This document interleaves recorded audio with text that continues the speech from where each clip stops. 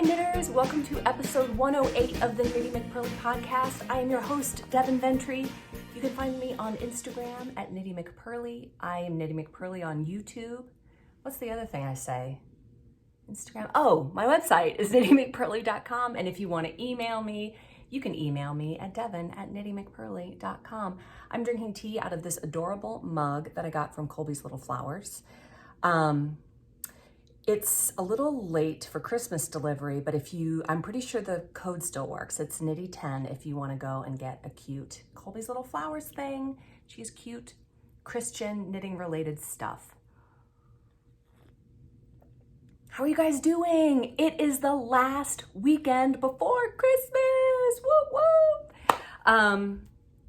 So last week I uploaded my video on Saturday.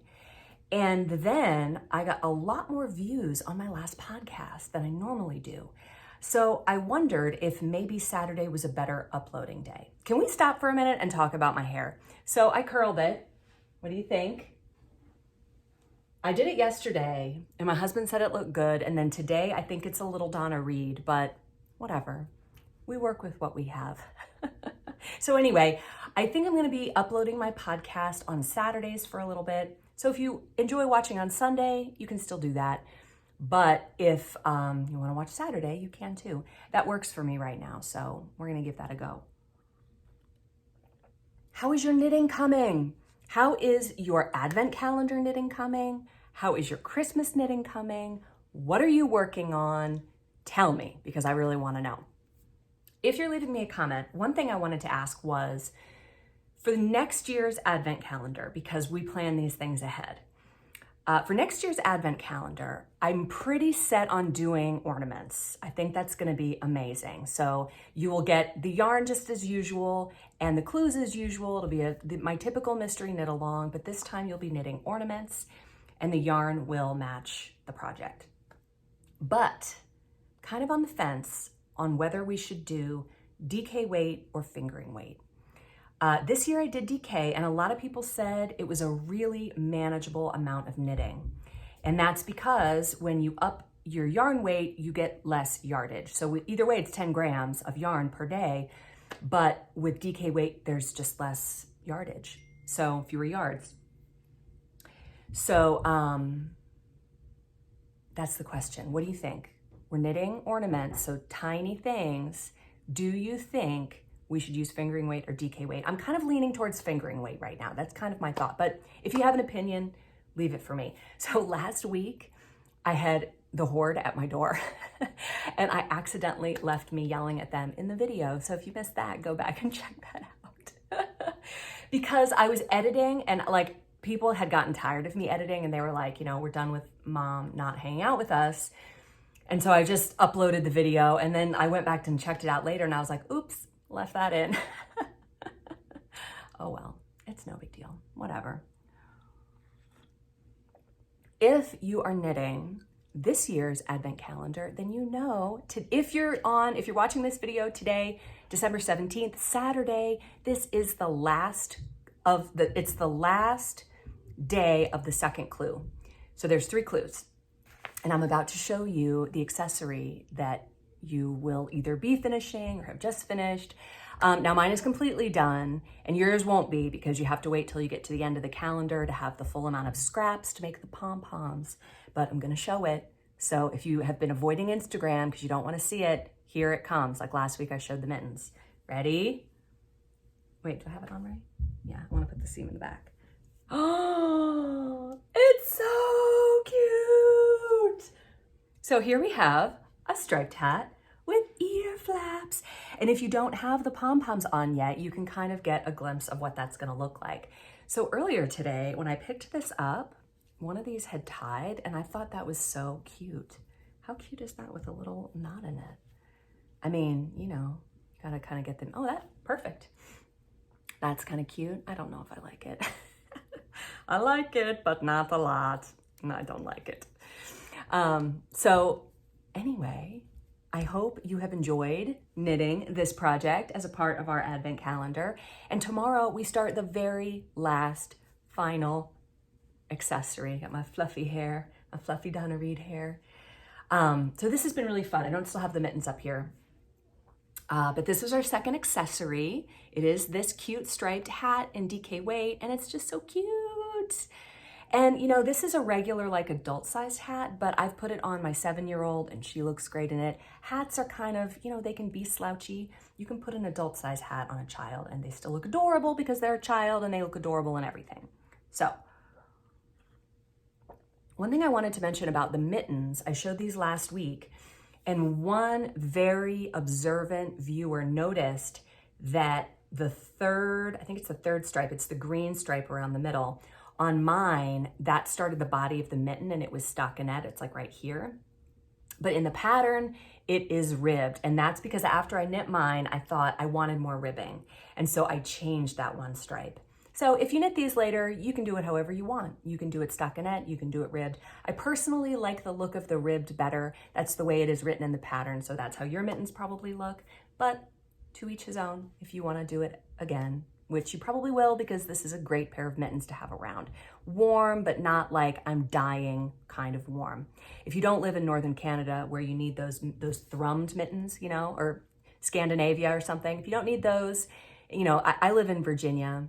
Most days, you know, I'll wear a sweater. I don't even really wear a coat unless it's in the 20s. But anyway, the third accessory starts tomorrow. This is our simplest accessory. It is extremely simple because these are the last days before Christmas. They tend to be the busiest. So I thought, let's make this a very, very simple knit.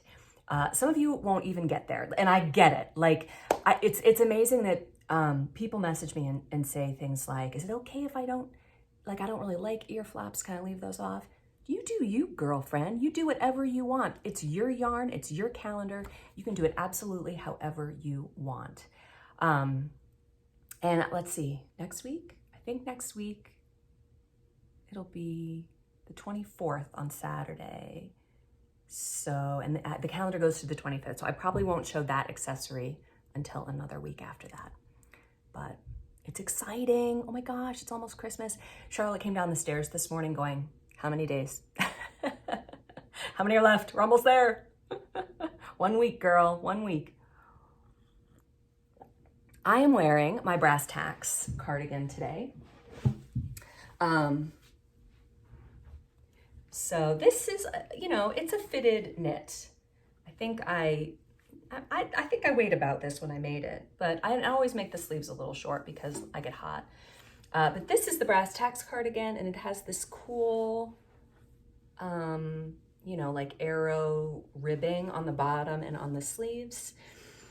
And I've got this all the way buttoned up, and my buttons are really cool. Let me show you. Can you see?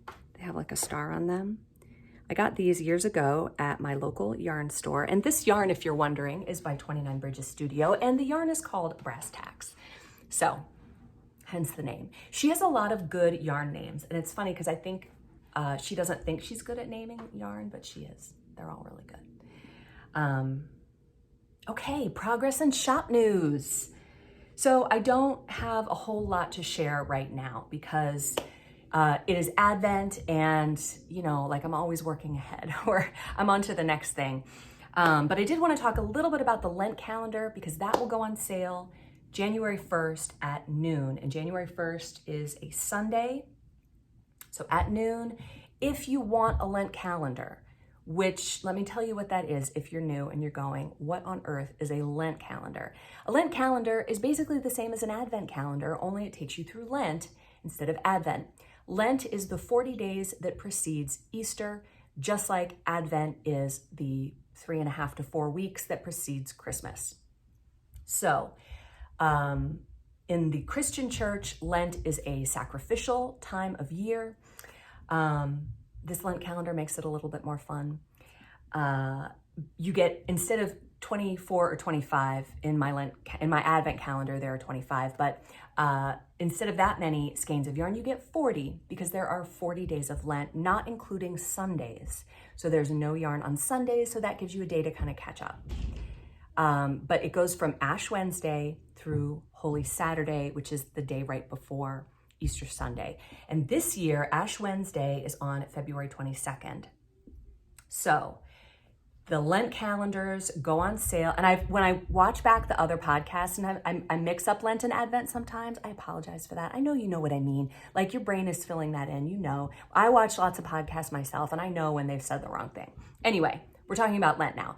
That calendar goes on sale January 1st. They will ship out probably the first week of February, because that'll give you just enough time to kind of get your needles ready and whatnot. It is a shawl mystery knit along. It is a mystery knit along. If you miss out on the yarn and you just want to buy the pattern, you will be able to do that. So what I've done this time is I have broken apart the pattern into clues, and you'll be able to buy each clue individually. So if you want, you can just go put them all in your cart, and added together, they will be $7 because it's a $7 shawl pattern. It's like $1.75, I think, per clue. You can buy them one at a time if you want. You can buy them all together and just save them on your computer, whatever. But you will be able to buy just the pattern, because inevitably, you know, I only am doing 50 Lent calendars. So I expect them to sell out fairly quickly. But if you miss it, you can still knit along with us, just with your own scrap yarn. You can get just the pattern, or if $150 is not in your budget, I totally get that. You can still get the pattern, you can still knit along with us using 40, 10 gram minis or scraps or an advent calendar or whatever in fingering weight. This is in fingering weight. Is there anything else I want to say about that? If you have any questions about it, let me know. But it will go on sale January 1st at noon. What else have I been doing? I have sent out a lot of last minute orders. It's a lot of husbands. There's my family. Charlotte's off the skates this week. Remember last week with the skates? What? Anyway, I sent out a lot of last minute orders. If you place orders now, they might get to you by Christmas. They might not. It's dicey. Like it's the 17th. I don't know. But if I order something now, I don't expect to get it by Christmas. I just figure whenever it comes is when it comes, and that's all fine. I've also been making plans for next year, like laying all that out, which is really fun. I have the Lent calendar most immediately, and then I have the retreat. And those things have been in the works for a long time, but I'm like, what am I gonna do after that? Like, what's gonna happen next? So I have to release my Vesper sweater and my gilded sweater. I haven't even written those patterns yet because I just haven't had time, but those are two sweaters that I have knit, or I'm in the process of knitting. I haven't worked on my gilded sweater at all, but that's the one that I showed last week. Not even gonna show it because I haven't worked on it. But those are gonna come out in the spring. And there are a few new things that I wanna learn for next year. Two of those things are going to be taught at the retreat. One of them is intarsia. I feel like I intellectually understand intarsia quite well. It's not intellectually difficult to understand. Basically, intarsia is where you have a picture in a knit so that you're not carrying your color work throughout the whole garment or across, or however you're working it. The colored yarn that forms the picture is only in one spot. Like if you were doing a white sweater with a Santa Claus on it or whatever, that would be intarsia. And Anne Pankova is teaching a class on intarsia because she has done it a lot. She designs a lot of hats. She's done one with the American flag, and she's done one with the Canadian flag, and she's probably done a lot more than that. But she's going to be teaching a class on intarsia, and so hopefully she will have some things that I'm really looking forward to learn, and hopefully that our retreat attendees are really excited about too. The second thing that is being taught at the retreat that I have not done before, but that I'm very, very excited to learn, is weaving. Carista Lowe of Sweet Mountain Crafts, Sweet Mountain Crafts. She is going to be teaching weaving, and we're going to make one of those round woven things. I am so excited about that because, and we're going to be talking a lot about that today. I dove deep, you guys, into today's rabbit hole. I went in super deep, but it has to do with weaving partly. And I just am super into home decor right now. And there's a lot of weaving to be displayed in my home, particularly maybe in your home too. And that brings me to the topic of the week. This week, we're going to start and talk about spinning. I have neglected the word of the week lately for whatever reason, but today I want to talk about the word spin, particularly with relation to spinning yarn. I mean, I'm just going to define this really quickly, even though I'm sure that you already know. In order to make a yarn, you take fiber and you introduce twist through spinning, and that is what makes the yarn have strength so that it doesn't just pull apart. Because if you just have fibers, they're just kind of loosely entwined and you could just pull them apart. So we spin them to make yarn, obviously. Okay. But spinning as a noun entered the English language in the late 13th century from the verb spin. Spinning wheel comes from about 1400. The spinning jenny, which I looked into a little bit, that was invented in 1783. And that was like the first commercial spinning machine that gave rise to larger machines to make yarn. So, I mean, that makes sense. 1783 is like the beginning of the Industrial Revolution. So it would make sense. Anyway, to spin comes from the Old English spinnen, which is a transitive verb meaning to draw out and twist fibers into thread, obviously. So like spinning in circles, like if, we were to spin on a spinny chair, that's obviously the same thing, right? You're just spinning yourself. It is a strong verb from the past tense span, past participle spunnen, from the Proto-Germanic. So this is comes from the Old English, but prior to that, it's a Germanic word. Spenwan, also Old Norse and Old Frisian spinna, Danish spind, Dutch spinnen, Old High German spinnen. It comes from basically the continent in Europe. So why are we talking about spinning today? I saw this reel on Instagram. This was the catalyst for my deep dive this week. If you do not follow this account, it is called MadeWeaveLove. MadeWeaveLove on Instagram. Pause the video and go follow her. Her name is Phoebe Jones and she is from the UK.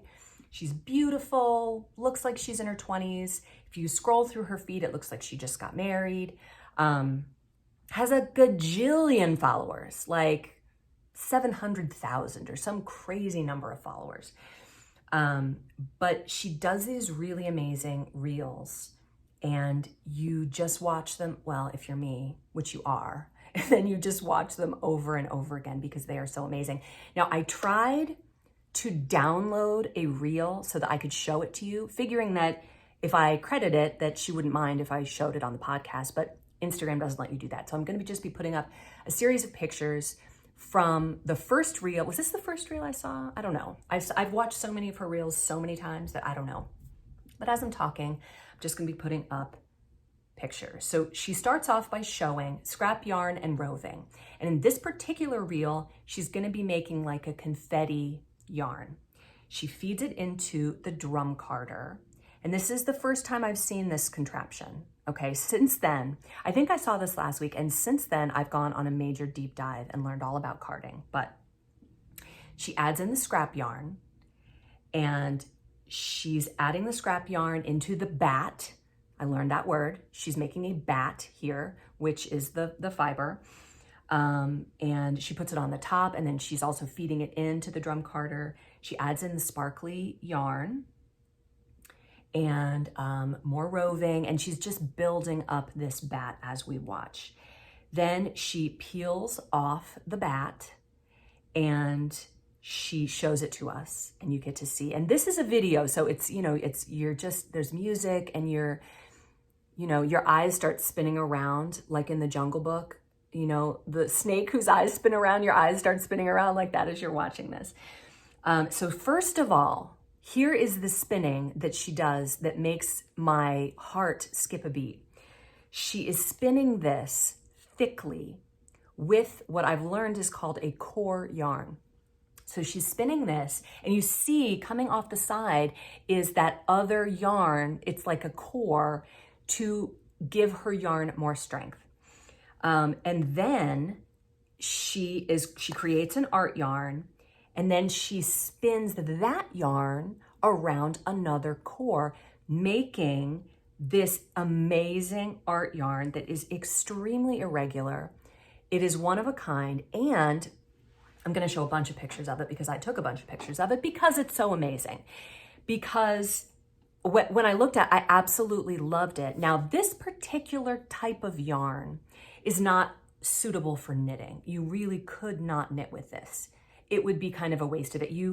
I looked online and you buy it in like 3 to 10 yard sections. Like, it's short. You use it very judiciously because it's expensive and it's amazing. And it would be part of a woven project, or you could sew it on as an edging for something. Here's another one that she made using yellow and red. And I'm just gonna put up a couple other pictures that I have found on the internet of this type of yarn. It's really, really cool. Like, it's just so amazing. I found some on Etsy. You know, you can find it by searching for art yarn. And art yarn is kind of a broad general term that describes any kind of irregular hand-spun yarn that's not like the kind of thing that you would knit with. You would maybe use it as an accent to some knitting, but it really has a different sort of use. So she also has videos where she makes a yarn. She makes the bat and she spins the yarn and she makes something that you could knit with. So I'm just gonna be putting up a couple pictures as I'm talking now of yarn like that. Now, she does not knit with it, but she weaves a scarf, and it is just so amazing. Sometimes she weaves a scarf, sometimes she's making a table runner, but there are several things in here that just captured my imagination. I've been interested in weaving for a very long time, but watching her use the drum carder to make the bat and then spinning that into just a really cool, interesting yarn just captured my imagination in a major way. I've been interested in weaving for a long time because I've wanted some art pieces for my walls. I do have this one that I made, but this is not woven.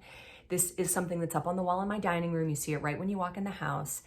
And I absolutely love it. That's my yarn. That's St. Petersburg Super Bulky. I dyed it myself and I absolutely love that. But I have wanted to do some weaving and I haven't really dived into that at all.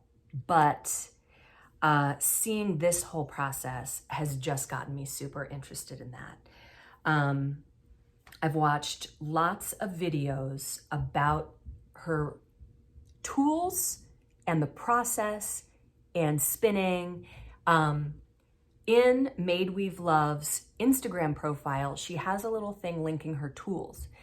Now, this drum carder that she's using is like the jumbo motorized one. So it's about $2,300. It's crazy expensive. So that one is totally out. I mean, completely. And I learned a lot about carding. I learned about drum carders and I learned about, what's the board called? A blending board. And I learned about those things that you saw when you went to Colonial Williamsburg when you were a kid, where they just do this, where it's like the two paddles and you card like that. I'm interested in the blending board and I'm interested in a much lower cost drum carder. So you can get in on a hand crank drum carder for about $400. You can buy a blending board for about $200 and you can even make your own blending board for about $60.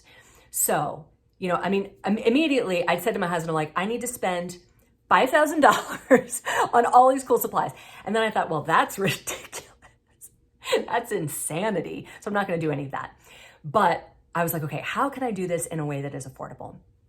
Because my birthday is coming up. And I was like, I mean, this is not really birthday present money that we're talking about. We're talking about something much bigger than that. But anyway, so I've just been kind of looking into ways that I could get into that. But the real money is in the spinning wheel. So I looked at a lot of different spinning wheels and there are all sorts. I watched lots of videos on spinning And I learned I have no interest in a drop spindle, like less than zero interest. And I feel like at moments like this, you have to follow your interest. Like, where does your interest lie? Drop spindle? No interest. I also don't have any interest in a big spinning wheel that's this a gigantic thing. If that were my decorating style, I might be interested in that, but even still, I don't know. I just don't want a big, huge thing. I'm really only interested in an e-spinner. And the Ashford e-spinner, if you get the smallest one, and I know they have other ones, but the Ashford one is so pretty. That one I think is about $800. It's between like $750 and $850, I think, depending on where you get it and what other accessories you get and whatnot. The Woolery is a great place to look. I don't know. I'm saying all these things like I know. It's been a deep dive, but I haven't actually purchased, I won't say I haven't purchased anything, but I haven't purchased very much. So yeah, so that is spinning. A spinning wheel is expensive. I looked into renting wheels and there's no place near me that does that. I looked into a used wheel, but I'm not really interested in a used wheel. I need all the parts. I want it to be easy and clean. I'm not interested in any kind of historical spinning. I found a cool YouTube channel called Jillian Eve, and she has a ton of stuff on spinning, but she's very interested in the historical aspect of that, and I'm really not at all. I'm only interested in making yarn like MadeWeaveLove. Either that really fancy yarn, which seems not that practical. Like if I maybe I would like to try it, but just making yarn that is more interesting, thick, interesting yarn. Not like, I don't want it to be uniform and perfect and look anything like what you would find out of a machine. I don't want that at all. No, I'm just not interested. Like I have no interest in that. So,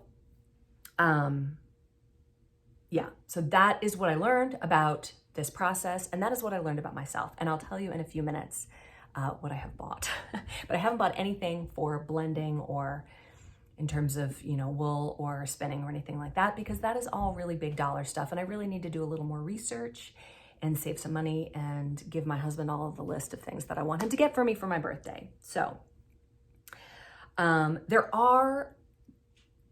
when I went looking for art yarn, especially on Pinterest, when I saw the stuff that people were knitting using art yarn, I don't think I liked a single thing. Like, I'm gonna put up some pictures of things that I found.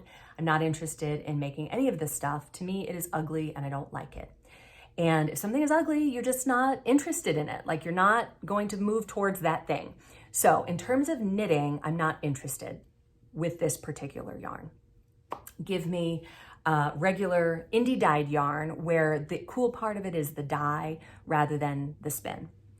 However, I do think that art yarn is amazing for weaving. And I looked different ways that we could incorporate that into our homes.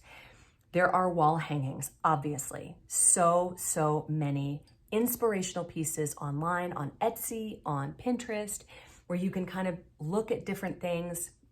They're crazy expensive, but that's not what we do, right? We are not the people who buy them. We are the people who make them. So what I would be interested in doing is making them.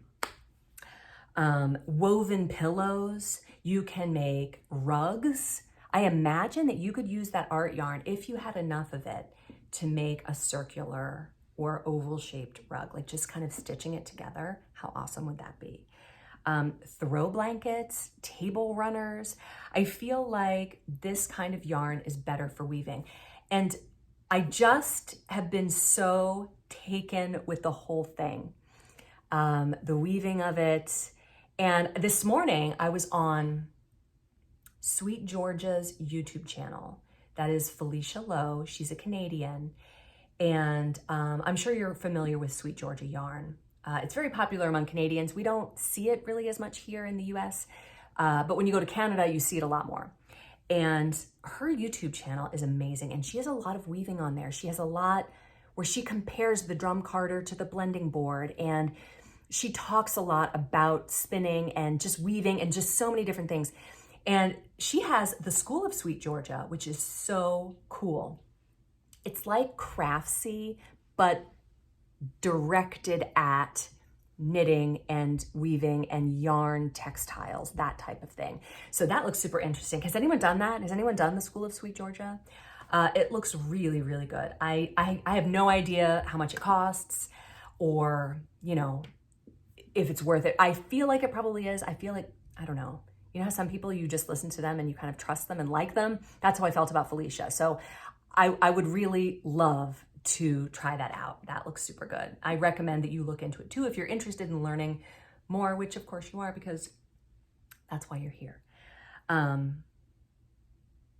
else? What have I not talked about? Yeah, but anyway, so carding, spinning, and weaving. These are 3 skills that I really want to learn and do next year. I think that's going to be really, oh my gosh, I'm so excited. And it's good to know, like, what are you interested in? Like, what do you want to have in the end? What do you, when you think about what skills do I want to learn for next year, what do you want to do in the end? Like, the reason I want to learn intarsia is because I want to knit Our Lady of Guadalupe socks. I feel like I need to make socks with Our Lady of Guadalupe on the side of them because she is amazing and the picture of her is so beautiful and she's just an amazing, that whole story is super amazing. If you have any interest in Our Lady of Guadalupe, that can be your next rabbit hole if you want, because it's just so interesting. Maybe if I ever do the socks, then I will have to tell that story. But anyway, who's with me? What are we going to learn next year? Like, what skills do you want to learn in 2023? For me, I've got a lot of things. So I hope you'll join me. It's going to be really fun. I'll be here every weekend, either on Saturday or Sunday, one of those days. So, okay, this week I have decided to call it Fiber Fantasies instead of Knitting Fantasies. So welcome to Fiber Fantasies. The reason I did that is because I got so excited about the weaving that I went on Etsy and I looked up beginner weaving kits. And this is the one thing that I did buy. I placed this order this morning, so I'm going to show it to you. This is a beginner weaving kit from Etsy from Port Gardner Crafts. It was only $61 and it comes with a loom. Now, you can make your own loom out of a picture frame or out of cardboard. Even IKEA has a loom in the toy section.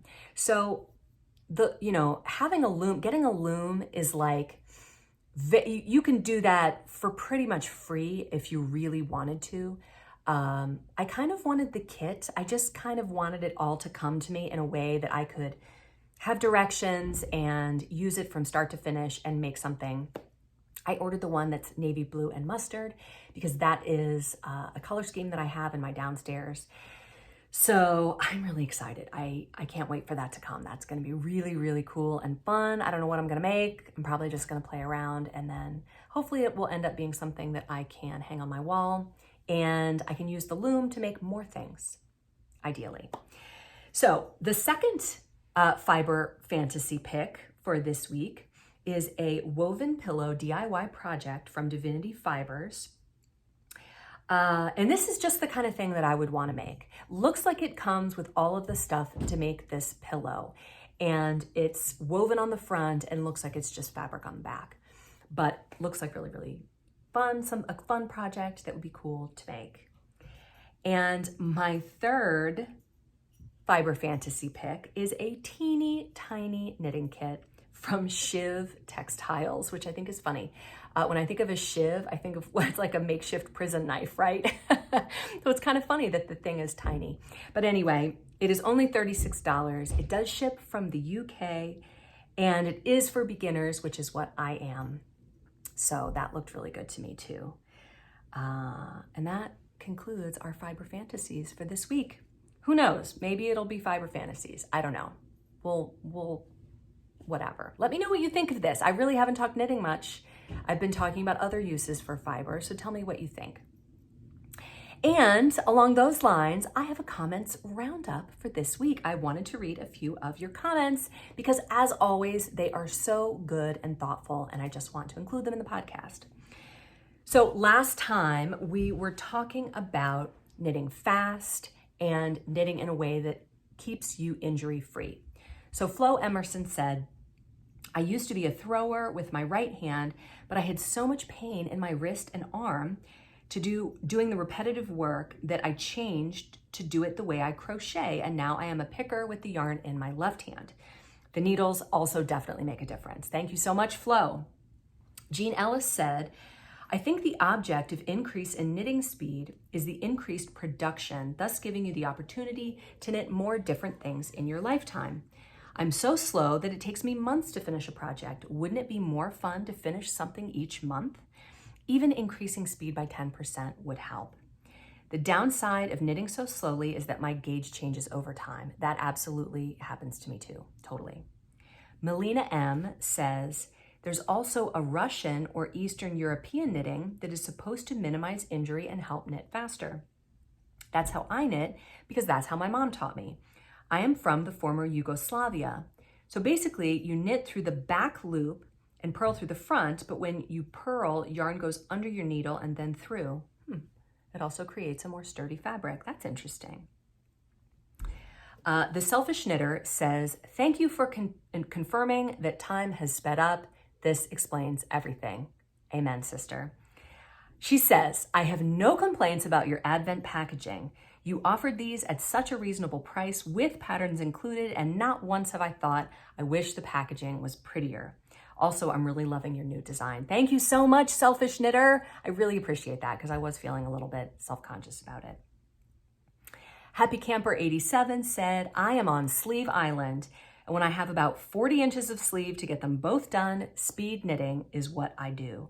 I learned to flick as an English knitter and can say it's a great method and reduces hand motion. So that is super helpful. She said, enjoyed Tara's story and your lovely podcast. With regard to speed, Nick Naiman said, I can't remember for sure where I heard this. I watch so many people, it could be any number of them. Regardless of who it was, the sentiment really stuck with me. They said something along these lines. There's no need to make your knitting faster. The point of knitting is really to slow down. Making things by hand is inherently a slow process. If anything, we should allow that process to seep into the other aspects of our lives. Let our making teach us to slow down and savor meals. Let our making give us the ability to slow ourselves and soak up the special moments. Let's let our making turn us into people who aren't in a hurry to get on to the next thing, but rather to really appreciate the large and small moments in life. So true. I really got both kinds of comments, both kinds of, oh gosh, wouldn't it be nice if we could knit a little faster? And people saying, don't worry about that, just slow down. I think there's value in both. And you have those moments in your life, right? Some moments you just need to get it done. And other moments you're like, I'm just gonna enjoy this. Sarah, I do not know how to say your last name, Nujabauer? Sarah Nujabauer says, Tara's story really hit home. She could have been writing my story as I lived a parallel experience at that time. I'm so glad she shared it. And Baker Street Knit said, Tara, thank you so much for sharing your story and for the courage you showed going to bat for your coworkers. I'm so thankful that I never ended up in that situation and so grateful to everyone who stood up and pushed back when they were in the same situation as you. So thank you so much to all of those of you who left comments last time. I really appreciate them. Leave me a comment this time and hopefully I will choose it to read on the podcast next week. All right, this brings us to So Here's What Happened. This story comes from Rebecca, and it looks to me like she goes by Becca, so I'm just going to call her Becca. She says, I am finally sitting down to send you a knitting story. I've been listening to your podcast for a few months, and although I was racking my brain for an even slightly interesting story in my knitting history, I couldn't come up with anything at all. A couple weeks ago, I was sitting on the couch watching your latest episode when it dawned on me that I had something very special and knitting related happen in my life, so here goes. I learned to knit years ago when I was about 10 years old. I didn't do a lot of knitting, but over the years, I gradually taught myself little by little and made mostly baby gift knits with an occasional hat, scarf, or mitts. A few years ago, I hit a plateau with my knitting knowledge and fell over a little bit with the hobby. That was until last winter. I was looking for a new hobby and couldn't really come up with anything that sounded right for my life. So I finally decided I was going to get over my knitting hump and knit my first adult sweater for myself. It seemed so daunting to me to make an adult sweater. I think everybody feels like that. The first time you make a sweater, it's like, how? She says, I had tried once, but gave up and the yarn became a shawl. So I gathered my courage, picked out a pattern which had cables and an all-over moss stitch texture, went to my local yarn store and found a wool alpaca yarn and cast it on. The rest is history. During my hours knitting my sweater, I discovered the fantastic world of YouTube knitting videos and learned so much. The whole world of wool yarn, indie dyers, and so many gorgeous knitting products opened up to me. I'm now on my 4th sweater for myself and have dived deeply into the world of knitting designers and all things fiber. I spend many happy hours looking at patterns and surfing yarns on Etsy and other wonderful websites. I have 6 sisters in my family. I run a bakery with 2 of them, and we make a big selection of delicious pastries and sourdough breads. Our main outlet for selling these pastries is at our weekly farmers market in a city about 30 miles away. We also take weekly deliveries to various coffee shops and occasional hotel orders for business conventions. A few weeks ago, we had an order for 32 dozen, yes, 32 pans of frosted cinnamon rolls for a Hilton business convention. Oh my gosh, I think I would suffer through a business convention just to eat the cinnamon rolls. Becca says, the order came in last minute, but we made it work and spent a busy week getting it all done, with 2 extra delivery runs to town to get them delivered freshly baked. That same week proved to be a very difficult one in my life. I was a board member for our farmers market, and we were dealing with some highly stressful situations involving the market. No one knew how to deal with it. To make things worse, I had a close friend I have known for many years make some very poor decisions and walk away from everyone in her life in the aftermath of losing her brother to cancer, and everything was very sad and difficult for me. As part of coping, I was scrolling through Etsy and looking at some very gorgeous yarn advent calendars and mystery boxes. I made the comment to my sister, I just wish someone would give me a huge tip at the market so I could buy something special. Now, to be clear, I have nothing to complain about financially. I am comfortable enough and I have enough to buy wool yarn if I'm careful. I was just feeling down and wishing for a wad of cash so that I could splurge on something extra. I immediately felt silly for my wish, and we both laughed and kept going. I have a special wallet in my handbag where I keep any tips I get from customers, and that becomes yarn money.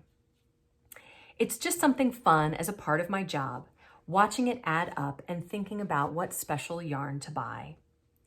That same weekend at the market, I was still having a difficult time, and the work stress level was pretty high. I told my sister I was going to look in my tip wallet just to see how much I had, and that maybe, just maybe, we could go to our local yarn store and buy something. I kid you not, just as I was looking in the wallet and counting what I had, the chef that had ordered all the cinnamon rolls walked up to our table, shoved some bills across the table, and thanked us for our work. It was $40. My sister looked at me, still holding my tip wallet, and said, "Here's your big tip." I split the cash with her since she had helped with the cinnamon rolls, and that left me with $20. Now, I know that doesn't go very far with yarn, but that didn't matter to me. I was so overwhelmed with gratitude to God for reminding me in a very difficult time how he heard my random wish for yarn money and miraculously worked it out that I got a big tip just as I was in the middle of looking in my tip wallet. I just got goosebumps. How cool is that? God cares about my love of yarn. Last week, I finally got to my local yarn store and picked out a gorgeous skein. I am going to knit something very special with it that I will wear with pleasure, a gift and reminder from my God who knows how to provide for us in such individual and amazing ways. Isn't that such a great story? God is like that. Like, no little frivolous wish is too small for him to attend to. And when things like that happen in your life, it just gives you that warm, fuzzy feeling. And it's just like, life is good. God is good. Knitting is good. That's what God did on the 8th day. He created knitting and saw that it was good. Thank you so, so much for that story, Rebecca. And I have a feeling that you, friend, knitting friend, couch podcast watcher, have also been thinking like, do I have a knitting story? I probably do. I should think about that and send Devin a knitting story. Please do that because this is a weekly podcast. So I need lots of knitting stories to meet the demand of people's interest in knitting stories. Because people tell me it's their favorite part of the podcast. It's my favorite part of the podcast. I love people's stories. So, and it's so awesome that people send in an amazing story like the one I just read and they're like, is that even a story? Yes, it's a story. So send it to me. Devin, Devin at KnittyMcPurly.com. All right, I will see you next week. I will be here next week. I'm not sure when I'm going to upload the podcast. I know that Saturday is Christmas Eve and Sunday is Christmas, but there will be a podcast next week. So I will see you then. Bye, knitters.